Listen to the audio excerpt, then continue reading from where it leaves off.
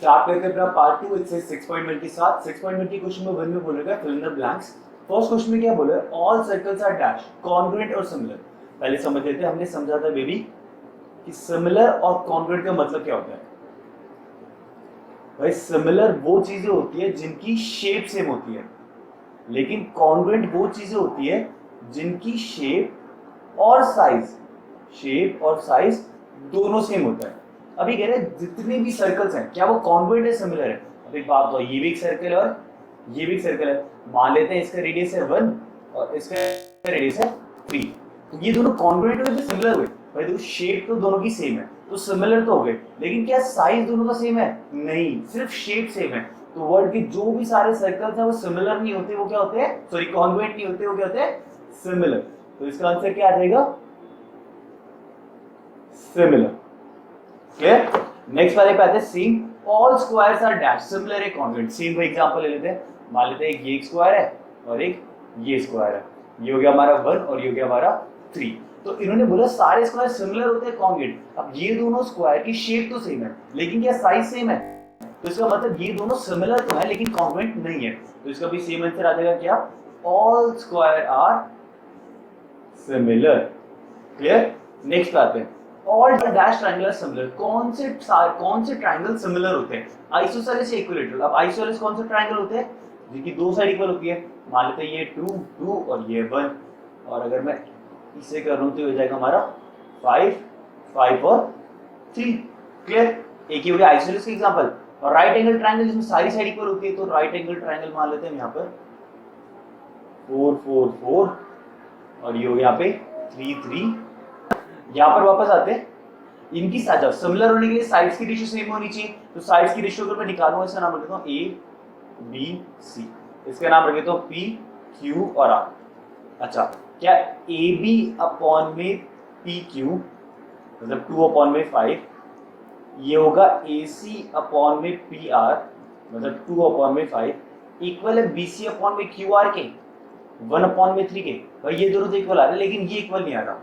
सब याद है ना, या तो तीनों साइड की रेशियो इक्वल हो, सिमिलर होने के लिए क्या क्राइटेरिया था, या तो तीनों साइड की इक्वल रेशियो इक्वल हो, या तीनों एंगल की इक्वल हो, या साइड एंगल साइड हो। एंगल तो गिवन नहीं है तो हमारे पास यही रह गया तीनों साइड, पर तीनों साइड की रेशियो इक्वल नहीं है। तो आइसोसेलेस सारे जो आइसोसेलेस ट्रायंगल है वो सिमिलर नहीं होते, लेकिन सारे इक्विलैटरल हो सकते हैं कि इसकी रेशियो क्या है 4/3, इसकी रेशियो क्या है 4/3, इसकी रेशियो क्या है 4/3।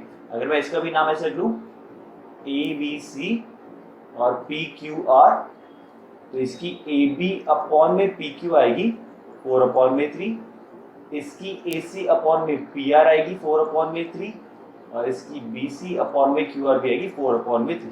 सारी साइड्स की रेशियो सेम आ गई, तो इसका मतलब है सारे इक्विलैटरल ट्रायंगल क्या होते हैं, सिमिलर।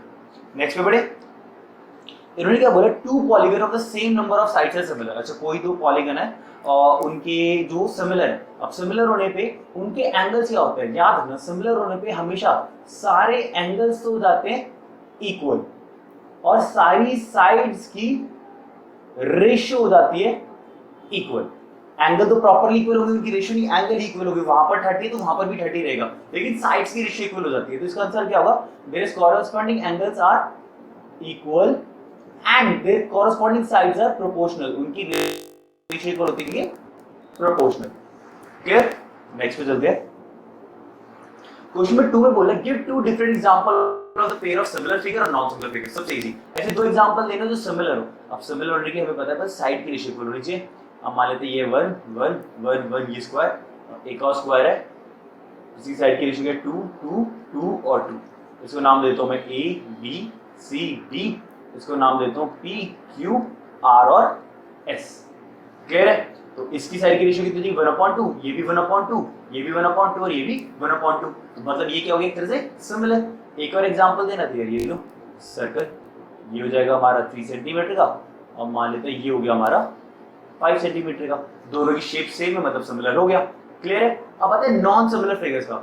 नॉन सिमिलर मतलब जिनकी साइड की रेशियो और एंगल भी इक्वल हो। तो एक बना तो भैया मेरा रोम्बस, मान लेते हैं इसकी साइड है 3 3 3 3 और एक बना दिया मैंने रेक्टेंगल, ये हो गया 4 4 और ये हो गया 2 2। अब ना इनकी शेप सेम है और ना इनकी साइड्स की रेशियो प्रोपोर्शनल है, ना एंगल्स इक्वल है, तो ये हो गया नॉन सिमिलर। Non similar. एक और एग्जांपल देना है, अब ये ले लेते हैं, एक सर्कल हो गया और एक, दोनों की ना शेप सेम है ना साइड की रेशियो सेम है, तो ऑटोमेटिकली ये दोनों फिगर भी क्या होगी, नॉन सिमिलर। क्लियर? नेक्स्ट पे आते हैं। क्वेश्चन नंबर 3 में क्या बोला, state whether the following quadrilateral are similar और नॉट। हमें दो क्वाड्रिलेटरल दे रखे हैं, हमें बतानी है सिमिलर है या नहीं। ठीक है, अब सिमिलर होने के लिए तीन चीजें होती है, या तो सारे एंगल इक्वल हो, मतलब ये तीनों चीजें फॉलो होनी चाहिए, सारे एंगल इक्वल होने चाहिए, सारी साइड्स की रेशियो सेम होनी चाहिए, या फिर साइड एंगल साइड। अगर इन तीनों में से कोई भी चीज आ गई तो उसका मतलब सिमिलर है। अब हम यहाँ पर ध्यान से, तीनों में से कोई चीज नहीं, तीनों चीजें आनी चाहिए। अगर हमने यहाँ से ध्यान से देखी, इसकी साइड की रेशियो निकालते हैं, तो एस आर अपॉन में डी सी, ये हो जाएगा 1.5 अपॉन में 3, ये जाएगा नीचे 30, ये 1/2 आ जाएगा। ठीक है, साइड की रेशियो तो सेम आ जाएगी। ऐसे ही आर क्यू अपॉन में सी भी कितना आ जाएगा, 1.5 अपॉन में 30, ये पॉइंट आएगा तो ये भी 1/2। ऐसे करते हुए सारी साइड्स की रेशियो 1/2 आ जाएगी। लेकिन क्या इसके एंगल इक्वल है? ये तो साफ ही पता लग रहा है कि ये सारी, ये जो ये हल्का सा टिल्ट, ये जो हमारा यहाँ पर ये एबीसीडी है, ये स्क्वायर है, इसकी सारी साइड इक्वल है, और स्क्वायर के सारे एंगल कितने के होते हैं, 90 डिग्री के।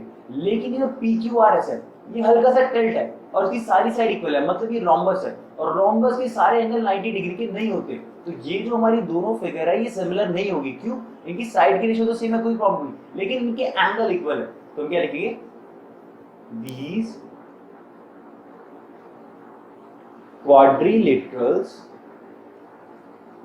are not similar because their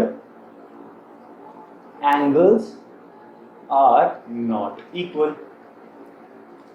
Clear? Next part में कहते हैं